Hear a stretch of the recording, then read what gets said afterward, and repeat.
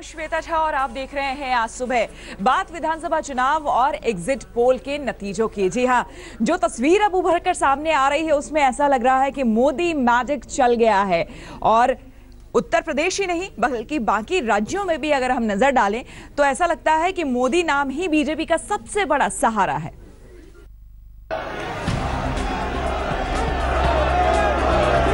मोदी जिंदाबाद।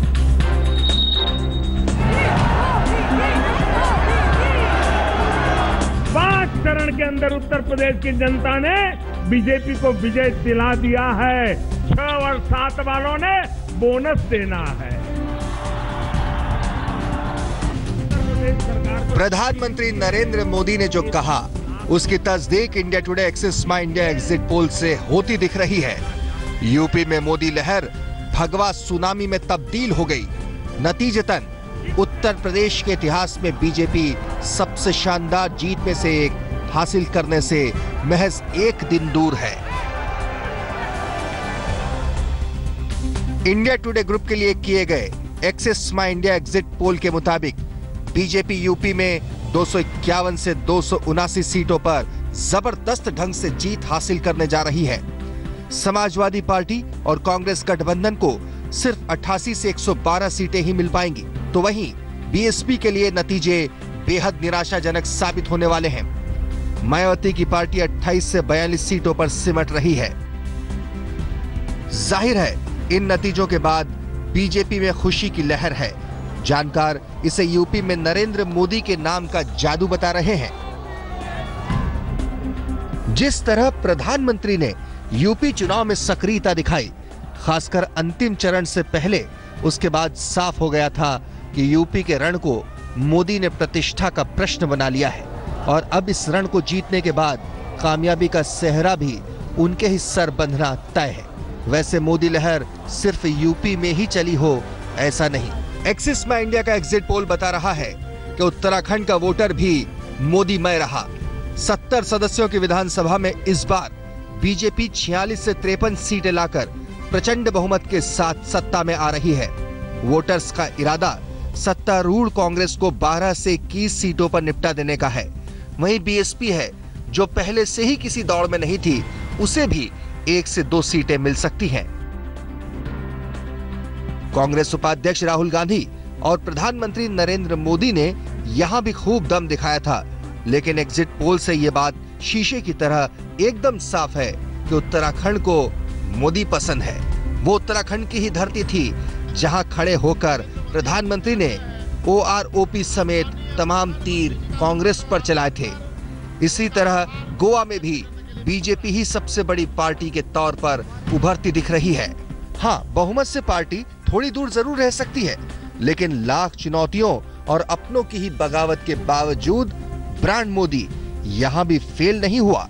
40 सदस्यों की गोवा विधानसभा में बीजेपी 18 से 22 सीटें अपने नाम कर सकती है।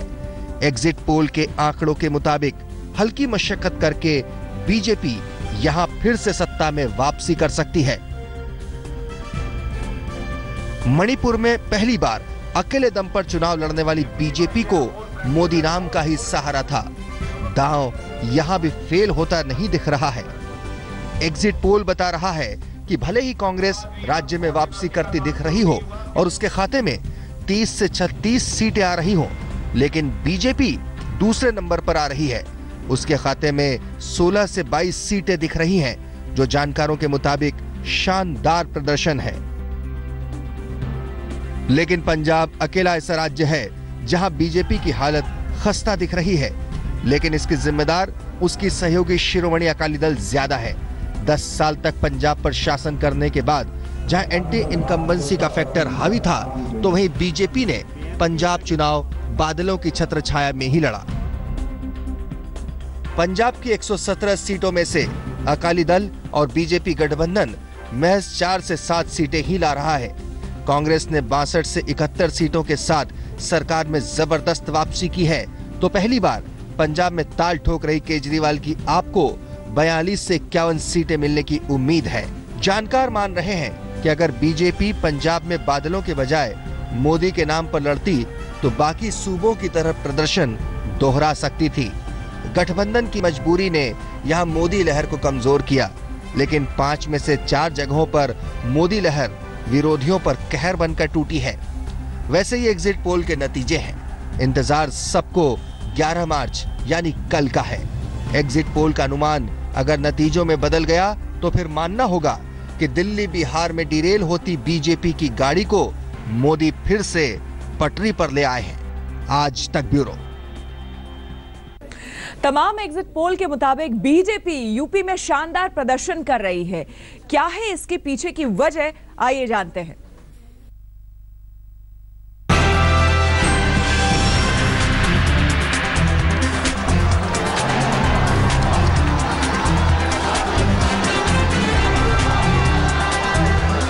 यूपी में तमाम एग्जिट पोल्स बीजेपी के सिर जीत का सेहरा बांध रहे हैं। 16 साल बाद बीजेपी के यूपी से वनवास के खत्म होने की घोषणा हो गई है।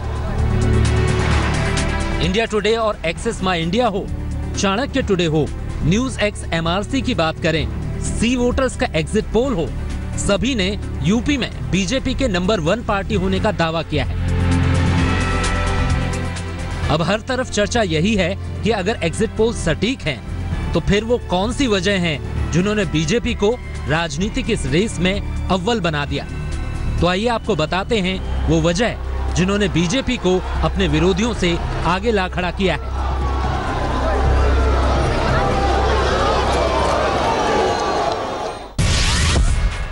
मोदी का जादू चल गया।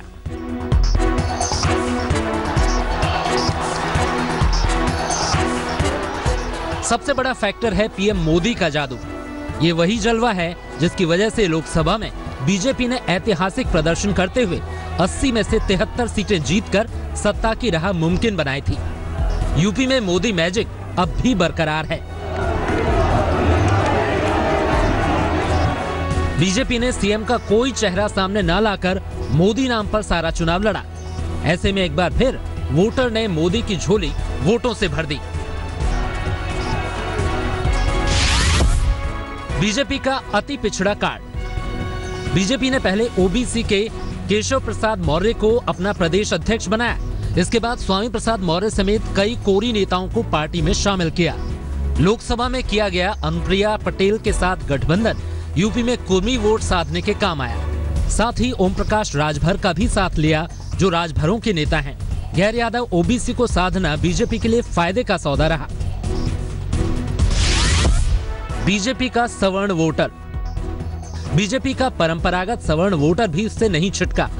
इंडिया टुडे और एक्सिस माई इंडिया के एग्जिट पोल के मुताबिक 62% ब्राह्मण, 62% ठाकुर, 64% बनिया और 55% कायस्थ वोट बीजेपी को मिला है। इसके अलावा रिजर्वेशन पर आया संघ का बयान और रीता बहुगुणा जोशी का पार्टी में शामिल होना भी बेहद अहम रहे। युवा वोटर को पसंद बीजेपी। युवाओं को लुभाने में एसपी कांग्रेस गठबंधन ने कोई कसर नहीं छोड़ी, लेकिन सभी आयु वर्गों में वो बीजेपी से पिछड़ती ही नजर आई।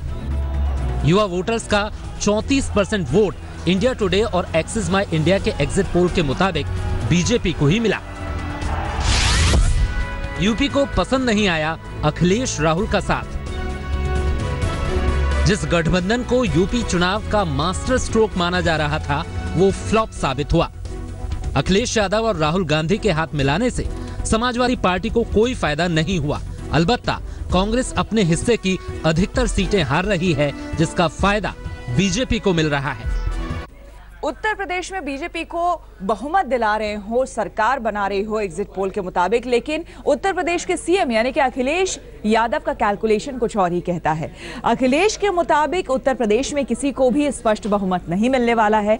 ऐसे में मायावती यानी कि बसपा से हाथ मिलाने का जो विकल्प है, उस पर भी अखिलेश विचार कर रहे हैं।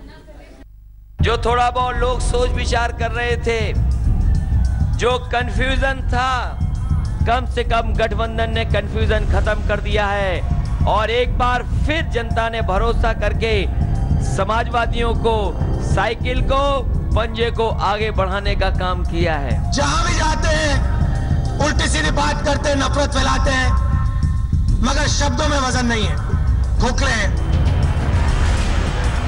चुनावी रैलियों में अखिलेश और राहुल चाहे जितना दम भरते हों, लेकिन नतीजे से पहले जोश ठंडा नजर आ रहा है।